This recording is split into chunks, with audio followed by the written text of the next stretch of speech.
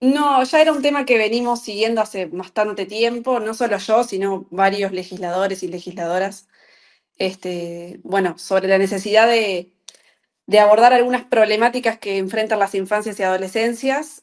Una de ellas es los altos niveles de violencia a los que están expuestos. Como bien decías, tenemos datos del CIPIAB que justamente hace el reporte de las situaciones de violencia atendidas por el Estado, de casi 9.000 casos en 2024. Estamos hablando de 24 casos por día, uno por hora, y después los niveles altísimos de violencia en los barrios. Hay una organización que se llama Plataforma Infancias y Adolescencias que están realizando un conteo informal porque no se realiza un conteo oficial y tenemos un promedio en lo que va del 2025 de un niño o adolescente herido de bala cada 6 días en nuestro país.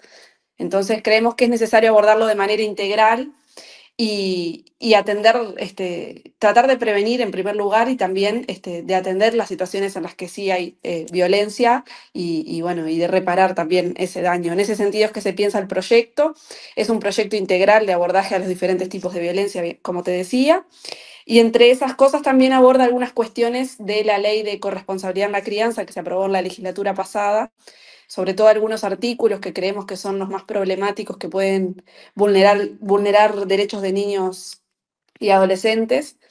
Y también incorpora algunas cuestiones en la legislación vigente, bueno, como el término de violencia vicaria, que si bien lo escuchamos mucho en este último tiempo por las situaciones realmente terribles que han sucedido, no existe en la legislación y también introduce el filicidio como un agravante del homicidio, como homicidio muy especialmente agravado. Y, y bueno, también igualándolo un poco a la pena que actualmente tiene el femicidio en la legislación.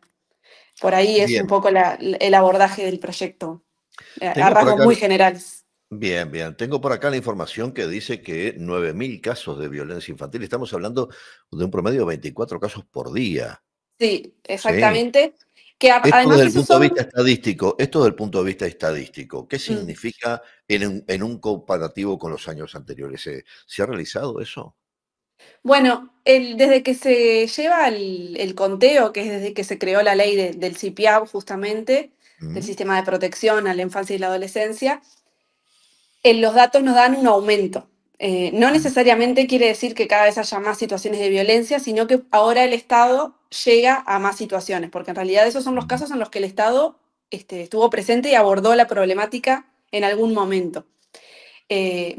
Tendemos a pensar de que en realidad hay muchos más casos que están totalmente invisibilizados y que ni siquiera llegan a tener una denuncia en la línea azul de INAU, Formal, ni, seguro. ni mucho menos.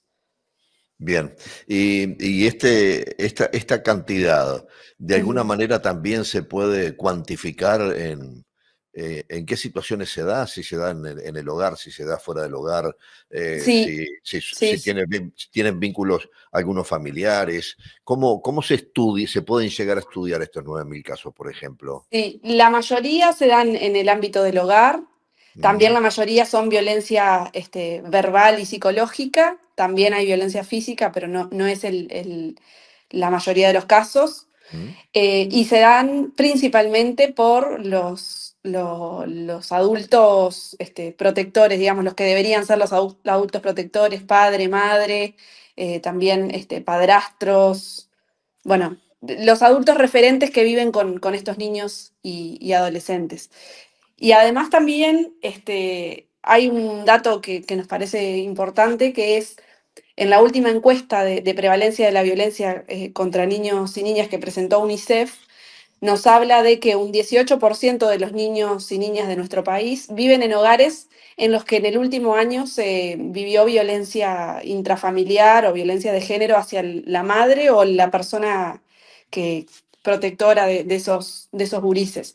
Y eso también es otro tipo de violencia que está además legislado en el Código de la Niñez y la Adolescencia, en el artículo 123, que bueno, que solo vivir en un ámbito, en un hogar donde se ejerce violencia, ya los hace víctimas directo de esa violencia, porque obviamente presencian las situaciones y demás.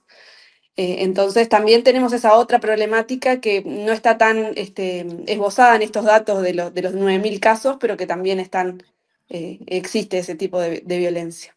Y en estos 9.000 casos, y reitero no Ujú. referirme a ello porque es la cifra concreta que tenemos, ¿verdad? Sí, sí, sí. ¿Saben en qué situación se da la forma de enterarse la estadística? Es decir, ¿se enteran porque son llevados a centros de asistencia de la salud o de Ujú. asistencia infantil? ¿Se da porque los propios familiares presentan denuncias o otros familiares que no directamente son el padre y la madre o los vecinos? O los Sí, papás de un compañero de clase. ¿Cómo se dan estos 9.000 casos? ¿Qué diversidad de situaciones se plantean para llegar al conocimiento de las autoridades? claro. Muchos se dan por el llamado a la línea azul de INAU, Ah, pero muchos otros también por centros educativos y centros de salud también, que es ujú. la primer recepción donde se visualizan más rápidamente estas cuestiones, porque es justamente, bueno, hay adultos que no son del núcleo familiar, que están en contacto con esas infancias y adolescencias, y bueno, y tienen, en general siempre hay señales de alerta cuando se viven algunas situaciones de violencia que, bueno, que las personas capacitadas las ven rápidamente. En general se da así, por llamados de, sí, de vecinos, personas cercanas o por centros educativos y de salud que detectan algunas alarmas y derivan esto bueno, justamente a los servicios, ya sea mediante expedientes judiciales o denuncia a los servicios de atención a estas situaciones. Y estos 9.000 casos, ¿cómo se han canalizado? ¿De qué manera el Estado y la infraestructura en lo que tiene que ver alrededor de estas situaciones se han podido desempeñar hasta ahora? Porque vos Ujú. proponés que se endurezcan las penas, sí, pero ¿cuáles son las penas hoy existentes y a cuáles querés ir? Claro, no, en realidad so- te respondo primero la primera y A ver. después. Hay Mm, muchos casos que están judicializados, si no también se aborda con equipos técnicos de INAU. Es depende de la situación y la gravedad también, ¿no? En muchos casos es con un acompañamiento, con un seguimiento de la familia, con un reeducar, porque a veces también son familias que vienen reproduciendo la violencia de muchos años y no conocen otra forma de claro. criar. Ujú. Hay un dato muy interesante que es que desde que se aprueba la ley 18.214 que prohíbe el castigo físico o cualquier trato humillante como forma de crianza para niños y adolescentes, hubo una disminución de esa forma bueno, de criar mediante el uso de la violencia física, que quizá en otra época estaba como más naturalizado. Y si bien esa ley, que me acuerdo que en el momento en que se discutió se decía que era una ley simbólica, que no servía para nada, bueno, lo que dicen los datos, y sobre todo la última encuesta de UNICEF que hoy te comentaba, es que en muchas familias y en el interior del país, que es donde también se hizo entrevistas y demás, las personas respondían que a partir de que se generó esa ley y de que se concientizó y se hizo toda una campaña, bueno, del buen trato, dejaron de ejercer violencia en la crianza de sus hijos. Entonces, ahí la importancia de las leyes y de establecer que algunas cosas están bien y que otras están mal, y de educar también, porque a veces es justamente lo que te decía, hogares que vienen con muchos años de una forma de crianza y no conocen otra forma, y tal vez con buenas campañas educativas y de prevención, se abordan esas problemáticas desde otro lugar y también con acompañamiento, obviamente, de equipos técnicos y demás. Lo del endurecimiento de las penas es concretamente para algunas situaciones de violencia intrafamiliar, básicamente violencia vicaria, que es lo que te decía hoy al principio, que responde un poco a las situaciones más agudas que hemos visto en estos últimos meses bueno, de los asesinatos hacia hijos en contextos de violencia intrafamiliar, Ujú. y lo que hacen es igualar la pena con el femicidio, porque hoy actualmente en la legislación vigente se pena o se castiga en términos de años de prisión más a los femicidios que a los infanticidios o a los filicidios, que es el asesinato de hijos, hijas o niños que estén al cuidado o a la guarda de una persona. En ese sentido es que se agravan las penas. Tal vez es lo que más sale hacia afuera, pero es solo un artículo de un proyecto mucho más integral, como te decía hoy. Bien, y el proyecto también incluye de qué manera accionar frente a las situaciones que viven los menores. Bueno, sí, establece la importancia de denunciar algunos mecanismos, se genera un comité interinstitucional para justamente a la hora de poner, una vez de aprobarse este proyecto, una vez que se apruebe, para reglamentar y también poner en diálogo las herramientas que ya hay, porque en realidad hay muchas herramientas en el Estado, pero están dispersas. Tenemos la ley que crea el sistema de protección a la infancia y la adolescencia, que es la que releva justamente los datos de violencia. Después tenemos la ley de protección a la primera infancia, infancia y adolescencia, conocida como la ley Lustenberg, que está pronta a reglamentarse.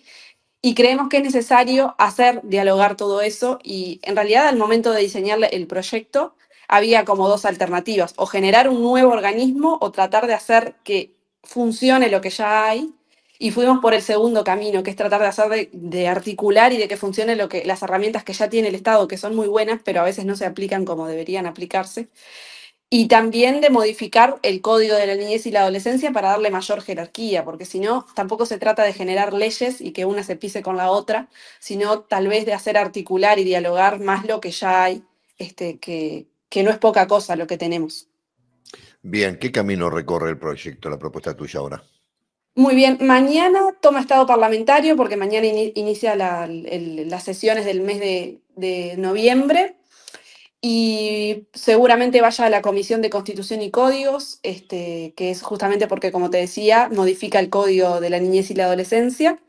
Y ahí, bueno, se trataría en diputados y luego en el Senado. Obviamente en diputados no tenemos mayorías propias en el Frente Amplio, por lo tanto va a requerir de diálogo y de apoyo de otros partidos. Ya estamos charlando con varios legisladores y legisladoras que se han mostrado, bueno, proclives a abordar este tema y apoyarlo, porque bueno, es una ley integral de protección a las infancias que a rasgos generales no debería generar mucha oposición. Si bien entiendo que no todo el mundo la va a acompañar, creo que vamos a lograr las mayorías necesarias. Y luego pasa a la Cámara de Senadores. Es un proceso que, como todo proceso legislativo, tiene sus tiempos. No creo que antes de fin de año esté aprobada, tal vez en diputados sí, pero luego queda la segunda cámara, que es la de senadores. Y bueno, y en eso estamos. Justo en la Comisión de Constitución y Códigos está Joaquín Garlo, que es el legislador de Maldonado, Ujú. diputado, así que tal vez él pueda también abordar y hacer aportes a esta discusión que se viene por delante en diputados. ¿Por qué dijiste que piensas que hay legisladores que no la van a apoyar? Y porque hay ¿Cuál? algunos artículos, sobre todo los de modificación a la ley de corresponsabilidad en la crianza, que, bueno, que algunos legisladores se posicionan como muy en contra. Goñi fue uno que ha salido en los medios y demás, sin siquiera ver las modificaciones, porque en realidad el proyecto recién mañana va a tomar estado parlamentario, pero bueno, hay algunos, lamentablemente desde mi punto de vista, porque creo que en estas cosas no hay que tener el balde puesto, sino que hay que primero ver de qué estamos hablando y después tomar una posición. Pero bueno, hay algunos legisladores que tienen como una convicción más acérrima en algunas cuestiones y ya se han manifestado en contra sin siquiera conocer la propuesta. Pero no es la tónica de la mayoría, así que creemos que va a ser apoyado por varias bancadas. Muy bien, ¿algo que no te haya preguntado y te gustaría contarnos? No, creo que, bueno, es eso, se vienen estas discusiones, salimos del tema de la discusión presupuestal, que fue uno de los mojones más importantes del gobierno y de la bancada, justamente porque hacía falta construir esas mayorías, y fue un poco la muestra de cómo estamos trabajando en diputados, de que estamos generando diálogos, acuerdos, y de que esos acuerdos se traducen también en modificaciones concretas que incluyen las distintas sensibilidades dentro del Parlamento, porque de hecho el presupuesto ingresó de una manera y salió de otra, creo que salió mucho mejor de lo que ingresó.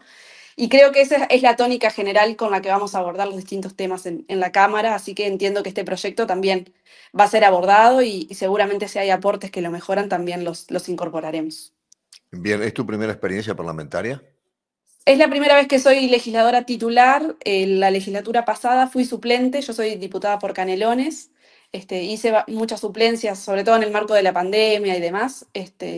Y ahí obviamente agarré mucha experiencia, pero sí, como titular es la primera vez y la verdad que ha sido un proceso de mucho aprendizaje y de mucha exigencia también, pero contentos de poder hacerlo con compromiso y con dedicación. Gracias por este tiempo, Inés, muy amable.